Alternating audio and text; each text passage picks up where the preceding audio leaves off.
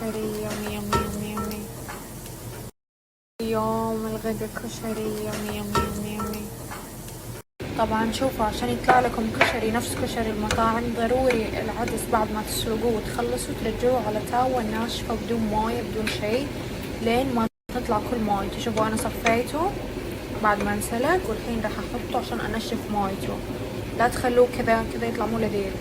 بعد ما تنشفوا مويته يصير حبات نفس حق المطاعم المصرية بالضبط. سويت الصوص حق الكشري اللي هو ثوم وبصل وكمون وكزبرة ناشفة وخل وليمون شوية دبس رمان طماطم صلصة بهارات اللي عندكم، واقعدي ذوقيه إلى ما تحسي طعمه خلاص ناسبك. يومي يومي قاعدة أغرف الأكل، طبعا مو لذيذ. أنا أهم شي عندي في الكشري هذه السلطة، يسموها دقة، المصريين يخلوها لونها بني، يحطوا كمون خل، أنا أخليها خضرة، حط فلفل وثوم وخل وليمون وملح، تخلي الأكل حامض.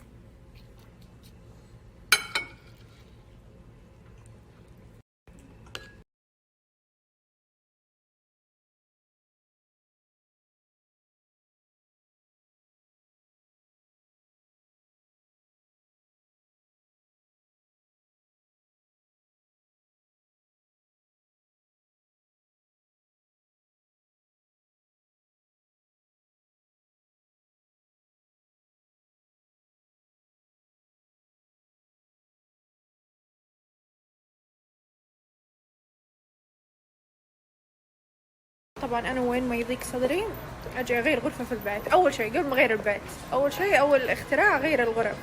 طبعا أنا وين ما يضيق صدري أجي أغير غرفة في البيت. أول شي قبل ما أغير البيت، أول شي أول اختراع أغير الغرف. طبعا أنا وين ما يضيق صدري أجي أغير غرفة في البيت. أول شي قبل ما أغير البيت، أول شي أول اختراع أغير الغرف. طبعا أنا وين ما يضيق صدري.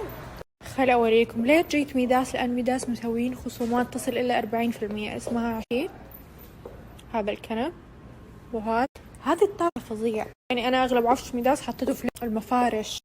الحين هذه الطاولة بدأت لك نوم شوفوا المفرش، خليكم طبعا حتى الغرف كذا ستايل. يا